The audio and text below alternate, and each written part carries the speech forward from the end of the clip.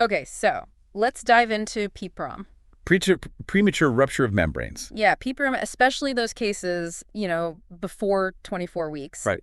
It's a lot of research out there. Definitely. But we're going to kind of like break it down for you today. And we're Absolutely. talking about a study that kind of like changes the game. Yeah, it really does give us a whole new perspective on things. So first, like PPROM. Yeah, let's just define it. What is it? So it's when that amniotic sac, that protective bubble around the baby, Right. it breaks before 37 weeks of pregnancy. Too early.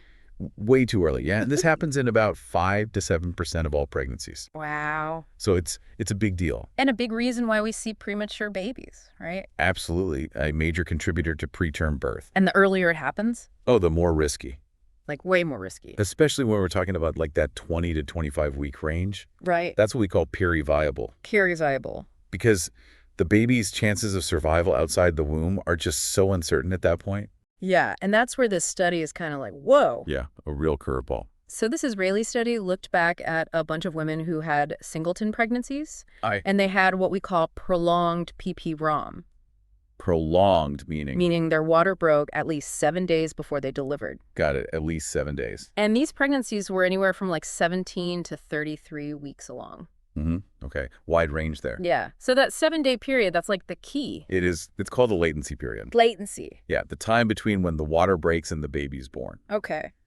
And most other studies haven't really focused on cases with this kind of extended time frame, Interesting. which might explain why these results are so surprising. All right, lay it on me. What are the results? So for babies born before 24 weeks after prolonged PPROM, Okay. the study found a 79.2% survival rate. Whoa, hold on. 79.2%. That's right. That is a lot higher than what I've heard before. Yeah, much higher than most previous studies. So that offers some hope. It really does. It challenges that old idea that PPROM before 24 weeks is almost always a lost cause. Right, because it's not just about survival, though. Right? No, absolutely not. We have to think about the health of these babies, too. Of course, they're born so early. Exactly. They're extremely premature. So what did the study find about their health? So they compared 3 groups of babies based on when the PPROM happened. Okay. You had 17 to 23 weeks, 24 to 27 weeks, and then 28 to 33 weeks. Okay, that makes sense. And get this, the rates of major health problems. Like what kind of problems? Things like serious eye issues, bleeding in the brain, lung problems. Scary stuff. Yeah, really serious stuff. So what'd they find? The rates of these problems were surprisingly similar between those first 2 groups. Really? So the babies born earlier after prolonged PPROM Yeah, didn't necessarily have more health challenges not necessarily, no. than those born a bit later? It's pretty surprising, right? You would think the earlier they're born, the more problems. You would think that, but this study suggests there might be something else going on.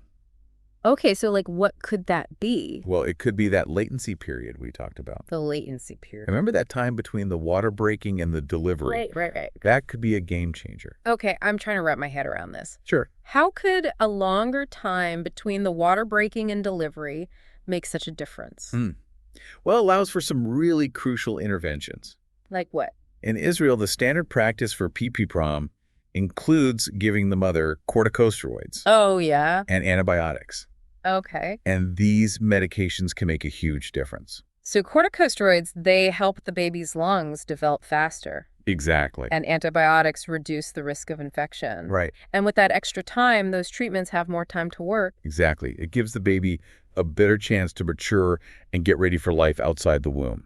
Even if that happens earlier than expected. Even then. Okay, so that's starting to make more sense. Good. This study is giving us a more hopeful outlook. I think so, especially for those periviable PPROM cases. The really early ones. Yeah, the ones that used to be considered almost hopeless. We have to remember, though, that this is just one study, right? Absolutely.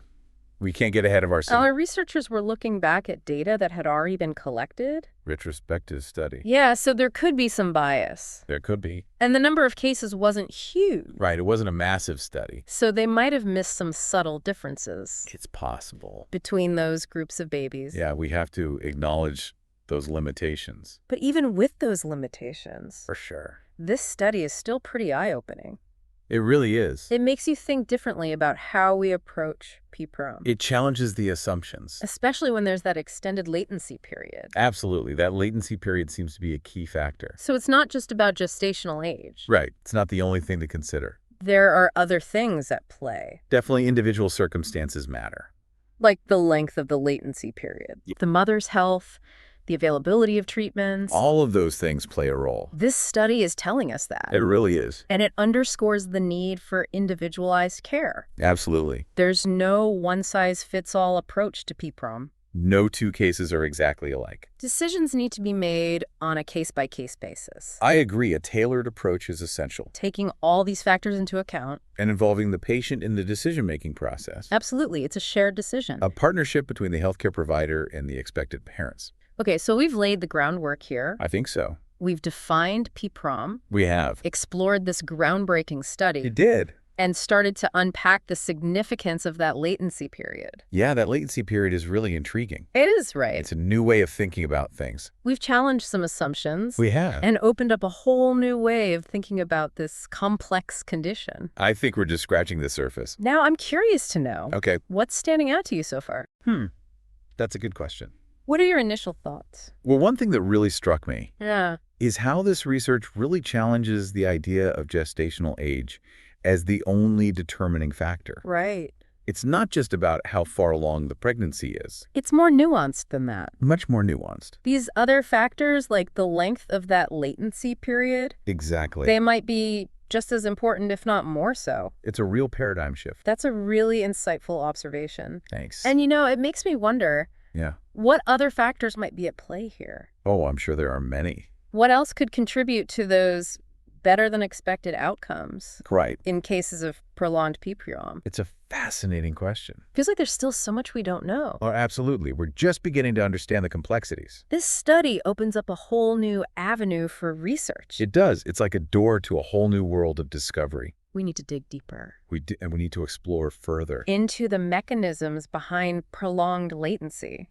Like, what's happening during that time? Yeah, what's going on in there? That's giving these babies a better shot. It's a mystery waiting to be solved. Is it purely the effect of the treatments? Let's be. Or are there other biological processes at work?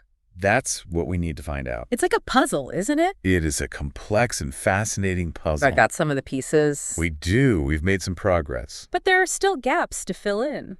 Definitely more research is needed. And each new discovery raises even more questions. It always does. That's the beauty of science. It's what makes this whole field so fascinating. I agree. It's an exciting time to be involved in this research. And speaking of questions, Yes, this research also raises some important ones it does. It challenges us to think differently. about how we approach PPROM management That's going why forward. You can't just keep doing things the same way. If the latency period is so crucial, And it seems to be. how do we optimize those interventions during that window? That's the million-dollar question. Right. Should we be adjusting the timing or dosage of corticosteroids Possibly. based on the length of the latency period? It's worth exploring. Should we be exploring other treatments Absolutely. that might further enhance fetal development during that time? We need to think outside the box. Those are all valid considerations. They are. We need to be open to new possibilities. And it also brings up the issue of individualized care. Yes.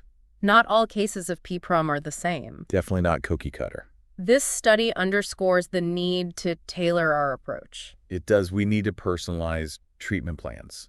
based on the specific circumstances of each pregnancy. Every pregnancy is unique. It's about moving away from a one-size-fits-all model Exactly. and embracing a more nuanced approach. A more tailored approach. We need to be considering the length of the latency period, Yes. the mother's overall health, Her medical history, her current condition, and her preferences. her values, her beliefs. It's a shared decision-making process Absolutely a collaboration. between the healthcare provider Right. and the expectant parents. Working together to make the best decisions for the mother and the baby. Exactly. It's a team effort. And that brings us to another important aspect Okay. that we haven't touched on yet. I'm listening. The psychological impact of PPROM. Oh, yes. That's a huge factor. This is a stressful, uncertain time for families. It is incredibly stressful. And the findings of this study, Right. while encouraging, They are encouraging. they don't erase those anxieties. No, they don't. It's still a very difficult situation. You're absolutely right.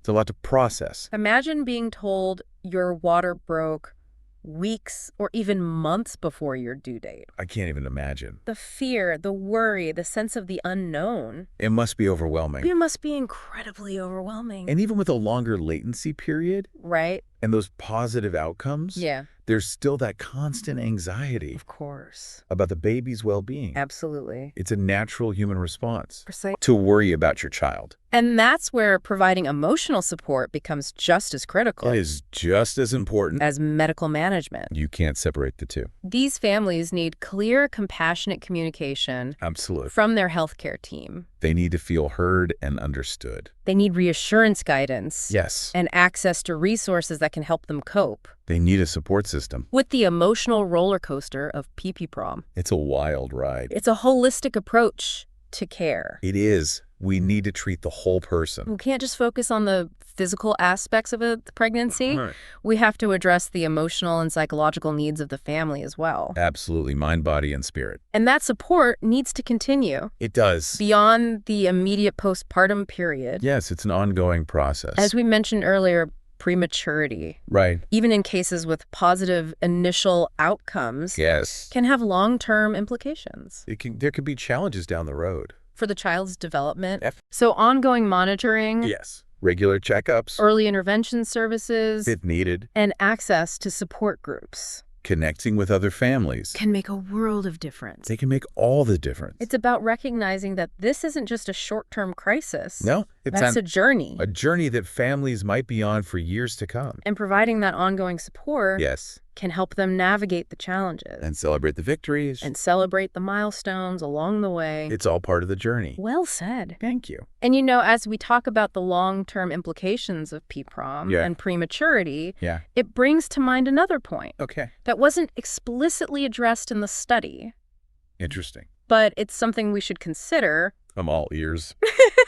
We've been focusing on the medical aspects of PPROM, Right. The clinical side of things. but there's a societal dimension as well. Oh, absolutely. The cost of prematurity, Yes. both in terms of healthcare The expenses financial burden. and the long-term support these children might need The resources required. is significant. It's a huge societal cost. That's a really important point. It is one we often overlook. And it's something we often overlook. We tend to focus on the individual. Prematurity doesn't just impact families. Right. It has broader societal implications. It affects us all. The financial burden on healthcare systems, It's a strain on resources. the need for specialized educational and therapeutic services, The demand for expertise, the impact on workforce productivity. the ripple effect. These are all factors we need to take into account. Absolutely. We need to look at the bigger picture. Absolutely. The societal impact is significant. And as we learn more about PPPROM Yes. and develop strategies to improve outcomes, we're making progress. we need to consider those broader societal impacts as well. We do.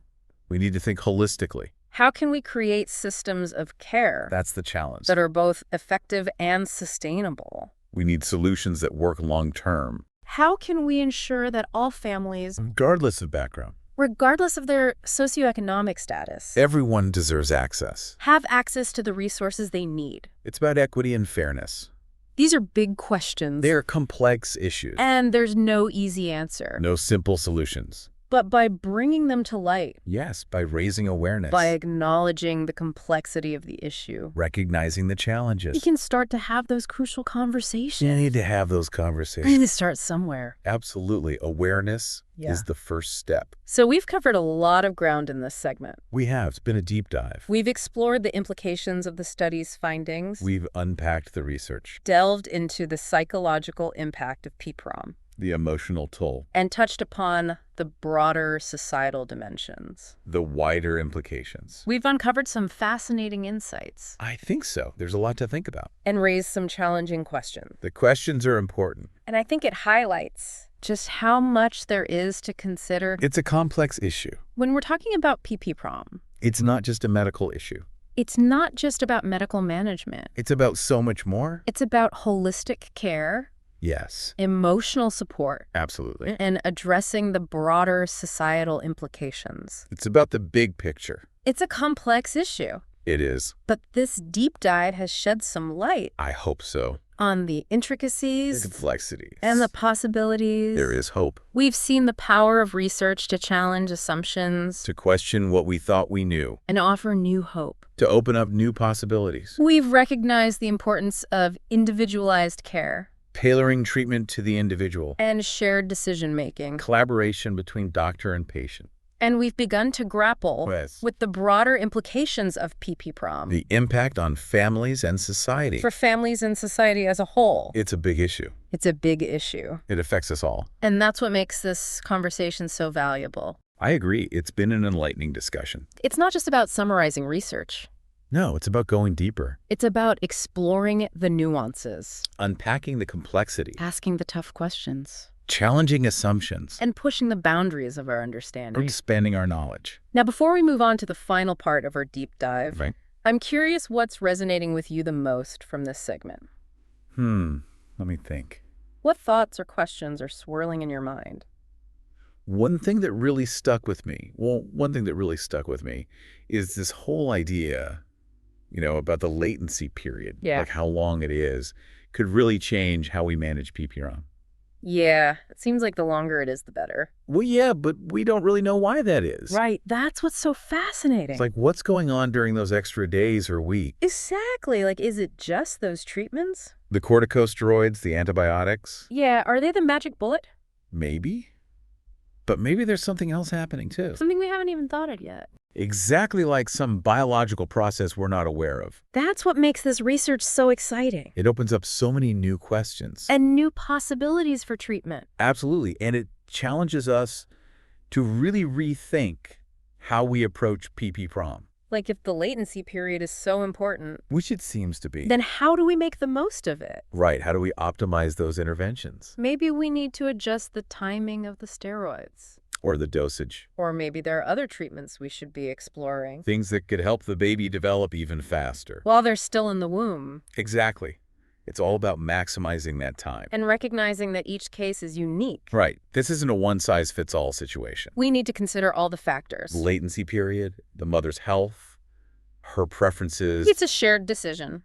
between the doctor and the parents. And speaking of the parents, Yeah. we can't forget about the psychological impact of all of this. Oh, absolutely. This is a huge emotional burden. It's incredibly stressful. To be told your baby might be born prematurely. And even with those positive outcomes from the study, Right, even with the higher survival rates. there's still a lot of anxiety. Of course, there's always that fear of the unknown. And those fears are valid They are. We need to acknowledge them. and provide support. Absolutely. These families need emotional support just as much as medical care. It's a holistic approach. We need to treat the whole person, not just the condition. And that support needs to continue, It does. even after the baby is born. Right. Prematurity can have long-term effects. So ongoing monitoring and early intervention are crucial, And connecting these families with support groups. so they can share their experiences. And learn from each other. It's about recognizing that this isn't just a one-time event, It's a journey. a journey that can last for years. And we need to be there for these families every step of the way. You know, as we talk about the long-term implications, Yeah. it makes me think about the societal costs of prematurity. Oh, right. The financial burden. It's not just about the families It affects the whole healthcare system. and society as a whole. It's a huge economic issue. We need to find ways to make care more affordable, And more accessible to everyone. regardless of their income or insurance status. It's a matter of social justice. So it's not just a medical issue. It's a societal issue. It's a complex issue. With far-reaching implications. But I think this study gives us hope, It does. It shows that we're making progress. and that there's still so much more to learn. And that's what keeps us going. The pursuit of knowledge, The quest for better treatments. the desire to help families. That's what drives us. And before we move on, Yes. I'm curious what thoughts are top of mind for you right now. Well, I'm thinking a lot about, the future of PPROM research. Yeah, like where do we go from here? Right? Like we've made so much progress. We have. It's incredible to think about how far we've come. But there's still so much more to discover. Absolutely.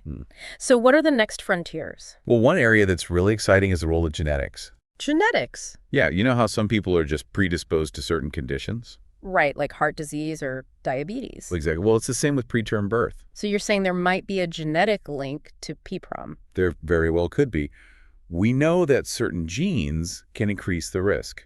Interesting. So if we could identify those genes Then we could potentially identify women who are at higher risk for PPROM. and intervene earlier. Exactly. We could offer preventative measures. That's amazing. It's like we're shifting from reaction to prevention, Exactly. We're moving towards a more proactive approach. and that could make a huge difference. It could potentially save lives. Absolutely. And what about new diagnostic tools? Oh, that's another hot area of research. Like what kind of tools? Well, right now, diagnosing PPROM relies heavily on observation. Like the doctor just looks for signs? Exactly. But that can be subjective. So you're saying we need a more objective test? Yes, something that can definitively tell us whether or not the membranes have ruptured. Like a blood test or something? Maybe even something simpler like a swab. That would be a game changer. It would eliminate so much uncertainty. And allow for earlier, more targeted interventions. Absolutely. We could act faster and more effectively. This is really exciting stuff. It is. We're on the cusp of some major breakthroughs. But with all these advancements, Yes. we have to be mindful of the ethical implications. Oh, absolutely. That's clear. Crucial, like with any new technology. We need to make sure it's used responsibly. And that everyone has access to it. Equity is paramount. We can't let these advancements widen the gap between the haves and the have-nots. Absolutely. We need to ensure that everyone benefits. So as we wrap up this deep dive, Yeah. it's clear that we've learned a lot. We have. It's been a fascinating journey. We've explored the complexities of PPROM, The challenges and the possibilities. and we've seen how research is changing the game. Offering new hope for As families. for those of you listening who might be facing PPROM, Yes. I hope this deep dive has given you a better understanding. And a sense of empowerment. Remember, you're not alone. There are resources available to support you. And there is hope on the horizon. Absolutely. Keep fighting. Keep believing. And for all of you who are simply curious about the world of medicine, Yes. I hope this deep dive has sparked your imagination. And inspired you to learn more. The world of science is full of wonders. It is a never-ending adventure. So keep those brains engaged, keep asking questions, and keep diving deep into the world of knowledge until next time. Stay curious.